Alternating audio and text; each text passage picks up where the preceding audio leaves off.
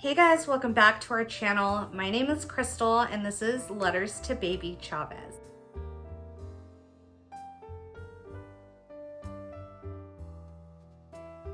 So on tonight's episode, we are going to talk about my experience with my Sonohysterogram as well as the medication that I've been prescribed, which is Letrezole. In the world of infertility, medication, stimulation, and a ton of different types of ultrasounds are very common. So I'm gonna walk you through the process of my experience with both. Let's start off with Letrozole. Letrozole was prescribed to me during my IUI cycle to help aid in the process of trying to conceive. And honestly, I took it for 5 days at, I believe it was 5 milligrams. And I didn't really have any side effects. Let me backtrack. My last 2 days of it, I did feel some type of queasy, kind of nauseous feelings when I woke up in the morning. So I would take it at night every day for the last 5 days. And when I would wake up on day 4 of the morning, I was starting to feel very nauseous, like I ate something wrong, and also I would get like hot sweats. So that was pretty much my experience with it. It was very, very light symptoms, thank God. In comparison to a lot of the horror stories that I've heard, that it can be, quite unpleasant to say the least. So my experience with Letrozole was very manageable. Now let's talk about the Sonohysterogram. A Sonohysterogram, for all of you who don't know, is a ultrasound that is done where the specialist or your doctor inserts a catheter in your uterus and starts to inject it with water. They do this to get a very good visual of what your uterus looks like, to make sure it's healthy, to make sure it's functioning accordingly, and to make sure that there's no like endometriosis or scar tissue or any blockage that could affect an IUI process or IVF. In my case, it was done to determine whether I was good to proceed with the IUI process. So when I went for my IUI, I'm sorry, not my IUI, I haven't done that yet. When I went for my Sonohysterogram, the doctor's nurse, my nurse actually referred me to possibly start, depending on my pain tolerance, to take a Motrin that was actually 600 milligrams or less an hour prior to the procedure. Thank God I did, because it hurt a lot. Like, it hurt so bad. The first maybe minute or two when they were setting up and doing what he was doing down there, it didn't really faze me when he inserted the catheter inside.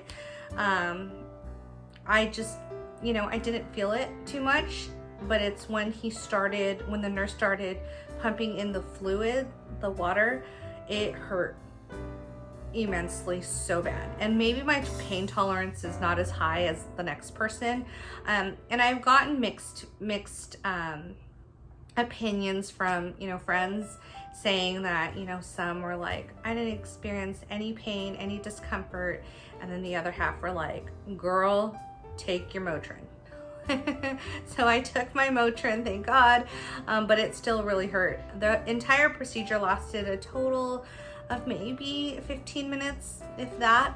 And a lot of it was because he was talking me through. He was just, letting me know what he was doing. So there wasn't any surprises there.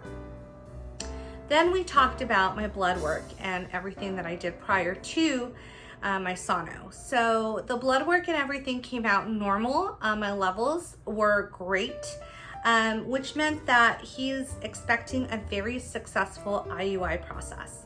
Obviously with infertility, nothing is promised.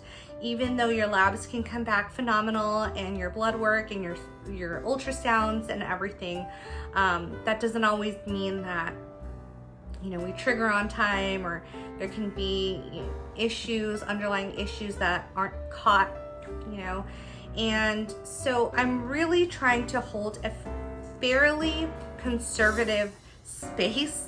I don't want to get too excited about the good news because, like I said, I mean, if I not expect the worst, but if I don't set myself up with expectations of needing to conceive and having to conceive this go around, then if the chances are that I don't conceive during this IUI cycle, it's not going to be as detrimental, I hope.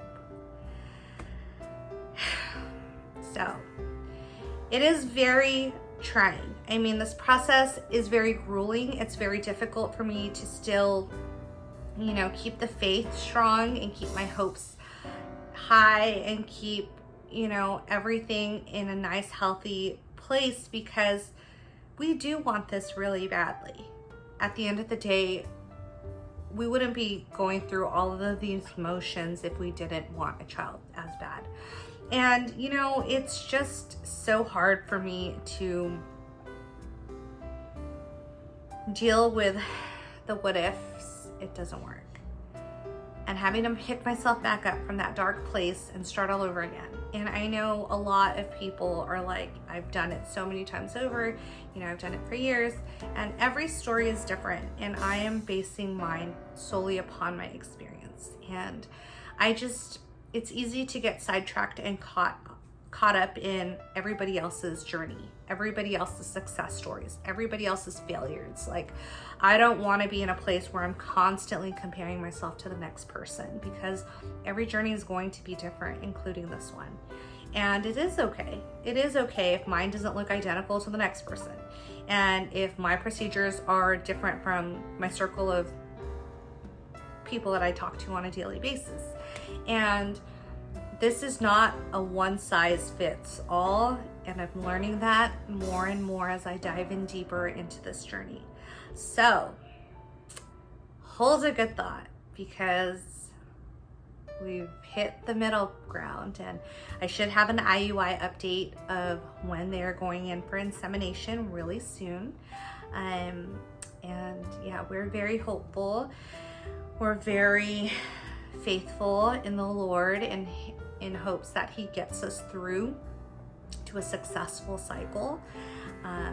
We would be head over heels to know that it was a success and we are going to be parents. My birthday is in September, so I jokingly tell my RE all the time, like, hey, best gift you could give us. No pressure. But now we're just taking it day by day, and I really want to, you know, jump on here and fill you guys in on the process of which I'm facing, and you know, share with you guys this journey. And I want to just say thank you so much to all of our friends and family and all of our new support system, our TTC community, for being so gracious to us and so welcoming, and being able to ask you guys so many questions, and sharing your honest input with me. I'm just so grateful to have that. So thank you from the bottom of my heart. And this is where we're at so far, and I can't wait to fill you guys in on the next round. Make sure to like, comment, and subscribe to our channel. Share it with anybody you think would be very beneficial for, and I look forward to connecting more in the future. Thanks, guys.